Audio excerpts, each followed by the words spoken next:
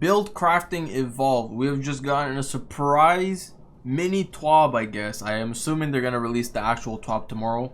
We have just received a surprise pre-TWAB based on all these changes that are coming in Lightfall, and I've gone through it a little bit once, and it seems like we're basically getting a whole new game. Everything we've learned in like the last couple of years of build crafting and mods and elemental wells, those are all going away. So why don't we dive right into it? Over the last few years, we've been expanding on build crafting options within Destiny 2.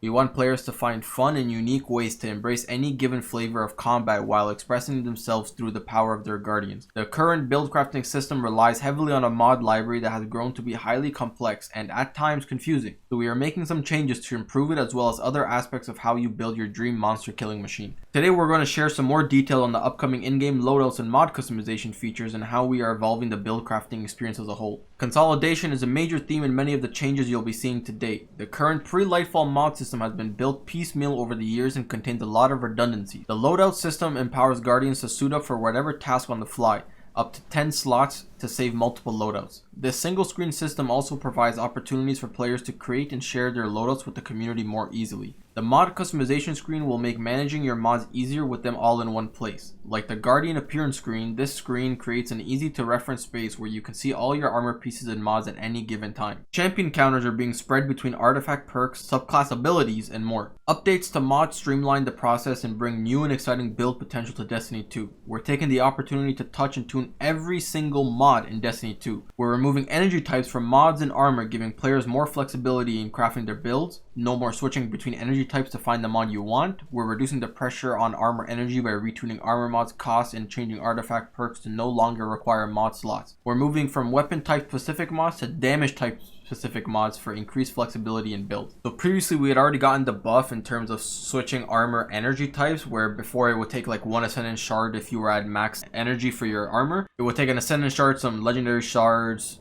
prisms, cores, and then that was changed to just take glimmer and then upgrade modules. But the complaint is still that you have to keep multiple sets of armor pieces for one, to know what mods are in the other energy types and other armors, and also just cluttering your armor on your character in general. So this is a really good change. We're getting rid of all that.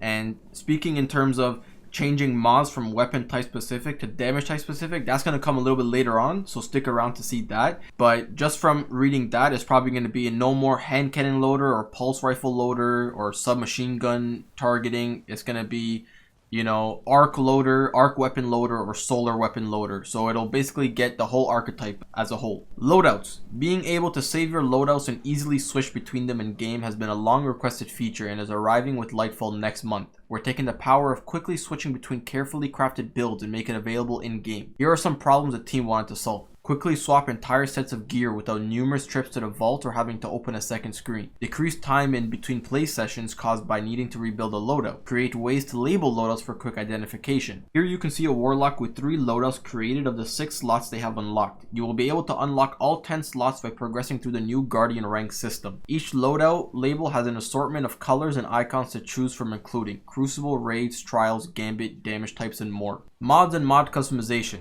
When Lightfall goes live, it'll be a new ballgame of sorts. Things will be different, and you will have a blank slate to start cooking up new builds for future adventures. Not all current builds in Destiny 2 will be possible upon launch, but there will be a healthy offering to start with. We're also planning to expand upon build crafting options season over season. Problems the team wanted to solve. Cut down on time managing mods. Remove limitations that created confusing experiences, breaking down barriers to make build crafting fun, giving players more understandable ways to earn mod. Remove the need for 801 to sell a specific mod you need. Retune mods to give players more forms of expression while tamping down on areas of power creep. Our new mod customization screen is going to make creating your builds much easier, as you will be able to see all your currently applied mods and how they are affecting your stats on screen. From here, you can quickly select different pieces of gear to start tinkering. So this screen just looks like the ornament screen. I don't know what it's called, but the screen where you put in your different ornaments, this just seems like that, but for mods, which is still a really good thing. You can go to different armor pieces super quickly, check what they have, and swap it accordingly with seeing your stats on screen. So this is a really good addition. There is also a tab at the top of your screen, so you can switch over to see what perks and stats your current weapons have without having to switch back to your character screen,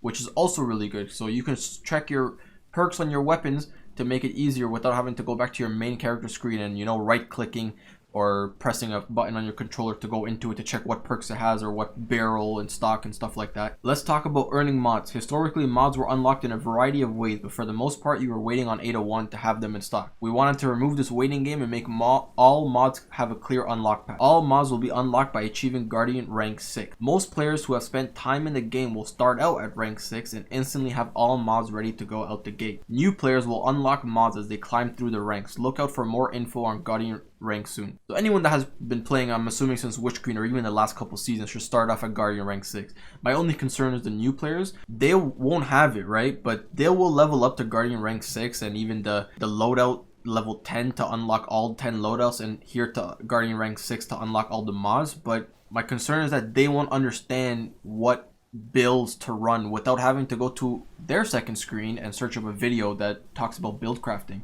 They won't understand any of it. Mod application details. Mod energy types are being removed, eliminating the need for 4 different versions of a given armor piece for build crafting purposes. We're also converting the combat style socket into an additional mod socket for that armor slot, helmet, gauntlets, etc. We are also reducing the energy costs of many of those mods, helping give you more opportunities to mix and match. Thank God! Mod energy types are removed, and that being with armor energy types removed, so they'll be literally applicable to anything on your character. Additionally, armor mods that previously provided benefits to weapon based on their archetype, for example hand cannon loader, this is what I was saying before, will now instead provide benefits to weapon based on their damage type. This levels the playing field for all weapon archetypes and should make it easier to put together a powerful suit of mods to benefit multiple weapons in your loadout sharing a damage type. But that's not all. Artifact mods are also being translated to unlockable perks. They will no longer need to be socketed, but rather unlock for the duration of the season once earned and are passively applied to your loadout. So what does that mean? Exactly. Let's say the anti-barrier weapon of the season is pulse rifles. This change means you'll no longer need to equip a mod for this, taking up precious space and energy. All your pulse rifles, unless they have an intrinsic champion mod, will automatically have anti-barrier applied. As you can imagine, having every single artifact mod active at the same time would be a little OP.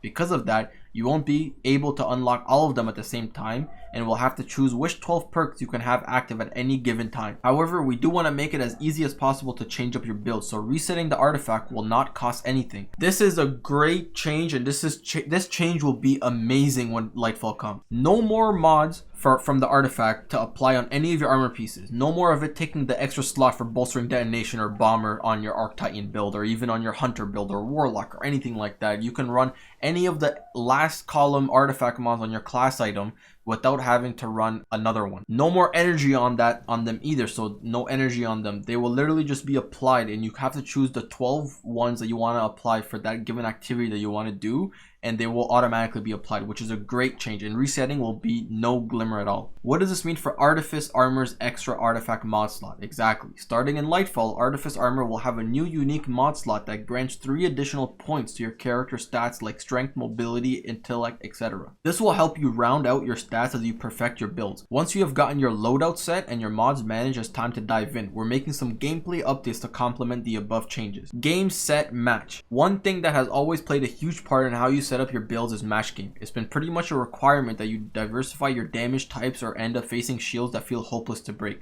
We want to remove this restriction and allow more freedom with how you create your builds to take advantage of new element specific mods. To reach that goal, match game is being removed from high difficulty activities. We are making a few tweaks to how you can do damage to different types of shields. Base shields resistance to non-matching damaging types across the entire game is being adjusted to 50%, similar to Gambit now. And we will have some other abilities for you to do some bonus damage to shields that will tell you about before launch. This will help you synergize your perks and abilities around a single damage type rather than diluting them from across several different ones. We are the champions. Another thing that has a huge impact on your build are champions. We want to make how you counter champions more logical.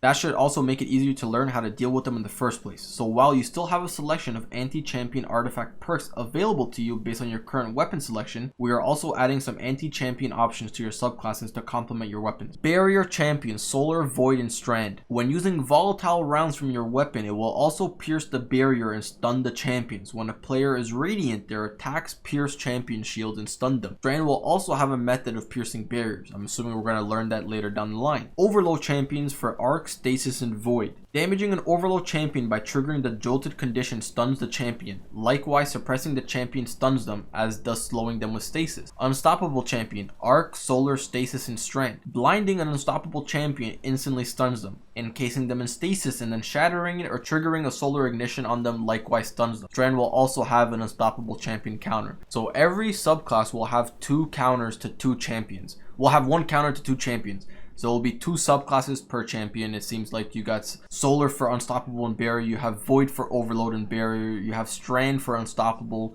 and Barrier. Armor Charge mods. With the combat mod socket going away, many mods that once belonged to the Charge with Light and Elemental Well subfamilies of mods now fall under a revamped system known as Armor Charge and move to armor slot specific sockets. The Armor Charge mechanic functions as follows.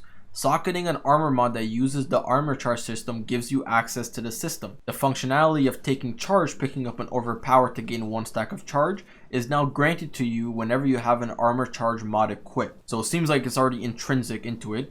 Many mods that previously created elemental wells or give you stacks of charge with light have been converted to instead create orbs of power. Taking charge will be intrinsic in your build, it seems like. If you have a Charge with Light mod equipped like Firepower or something, or Argent Ordnance, once you pick up that Orb of Power, it will give you the 1 stack of Charge with Light, or the 1 stack of Armor Charge as it says here. You can now hold between 0 and 3 stacks of Armor Charge by default, which appears as a buff in the status effects area. So a max of 3 on the left side of your screen. By socketing chest armor mods charged up, you can increase your maximum number of armor charge stacks as high as 6. Some mods provide a passive ongoing benefit while you have any stacks of armor charge. When you have one of these armor mods equipped, every 10 seconds a stack of armor charge falls off if not consumed by something else. Players can extend this decay time by socketing the extended charge mod in the class item socket. For example, Font of Wisdom in the head socket will provide a bonus gain to intellect while you have any armor charge active. Some mods consume 1, 2, 3, or all stacks of armor charge on a particular trigger, granting you an instantaneous benefit when they do. So I'm assuming this is for Firepower, it'll consume 1 or maybe 2 considering how prevalent it's been in the past couple seasons. A few other mods, Stacks on Stacks in the leg socket, Powerful Friends and Radiant Light in the head socket, Time Dilation in the class item socket, etc. can modify the armor charge system for you without providing you with a specific benefit while you have armor charge. Finishers will now consume armor charges and not dip into your super energy. So no more 1/10 finisher for heavy or for your grenade energy, and no more special finishers taking down your super energy, a third of it. It'll all go take away from your armor charge. Elemental Wells evolved. While many of the mods that previously created or benefited from Elemental Wells are being changed to instead focus on orbs of power, some aspects of Elemental Wells aren't going away entirely. Instead of creating Elemental Wells, each subclass will now create damage type specific spawned objects. Ionic Traces for Arc, Fire Sprite for Solar, Void Breaches for Void, Stasis Shards will continue being used for Stasis, Strand will also have an object that we'll share in the future. The ability to spawn these objects will not come from armor mods but come from your subclass instead. For example, while the Ember of Tempering Fragment is active for Solar Hunters, it can now create a Fire Sprite when you defeat an enemy with a solar weapon. Picking up any of these objects will grant ability energy or have any other effects depending on your subclass build. For example, if you're running a Solar subclass, you can have a new Ember of Mercy Fragment equipped. Picking up a Fire Sprite will grant you a restoration effect. The number of these types of interactions will be limited at launch, but we intend to add to the system moving forward. Balancing Act. While the main goals here were to streamline the build crafting experience, we also had to do some tuning while we were under the hood to address some of the power spikes certain build combinations created. As we said previously, we looked at every single mod and some were changed, moved to other slots, transitioned to other abilities, or removed completely. With the removal of armor energy type and the consolidation of mechanics into armor charge, some mods become redundant and were removed. Some ability energy gains, stat bonuses, and weapon damage bonuses from mods have been reduced, though we've also added some new mods to expand your build possibilities. This is a shot at Fontamite because it's so prevalent, but who knows if it'll even get a nerf.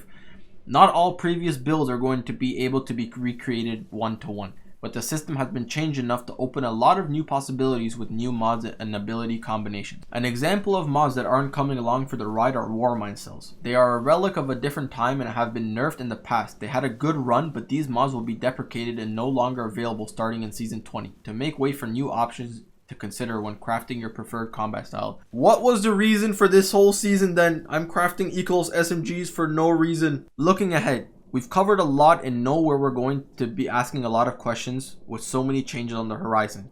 We'll have more to say on this along with a plethora of other exciting changes coming alongside Lightfall's release next month. With a system like this, the best way to fully understand it is to get your hands on it and start tinkering. As with everything involved with supporting Destiny 2, this evolution is not an endpoint. We have plans to continue tuning and improving the system, and we'll be adding new build crafting elements to fill power gaps. We didn't have a chance to get to this with this release. We're excited to see what you build with this new toolbox and look forward to seeing all the new builds shared out. So a lot of things have been talked about here. This is basically a brand new game come Lightfall. No more elemental well mods, no more charge with light mods. Instead, we're getting a whole new system with armor charge. A lot of the elemental mods will be changed into fragments for certain subclasses.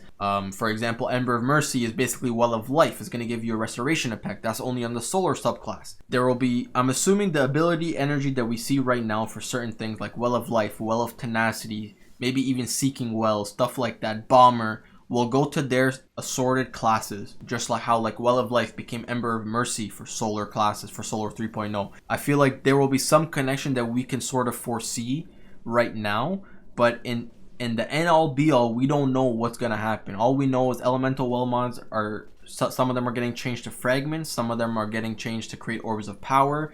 Charge with light mods, taking charge has become an intrinsic perk in the whole character scheme. So anytime you pick up an orb, if you have a charge with an armor charge mod equipped, you automatically get armor charge. Like Bungie said, a whole plethora of changes are coming come Lightfall. We are getting subclasses to do damage to barrier, overload, and unstoppable, while still having the artifact mods per weapon slot per season to also damage champions as well. This is basically a brand new game. I feel like this is a little bit teaser of what's to come in the coming TOPs. Obviously tomorrow's Thursday, we have a TOP coming out tomorrow. I hope we have one coming out tomorrow because I do want to hear more about what Lightfall is going to hold. In the next coming weeks, we will see all the changes. The one thing I'm waiting for is the LFR nerf, to see if LFRs are completely down to the ground and if what will be the new meta in Lightfall. So be sure to be on the lookout for that video.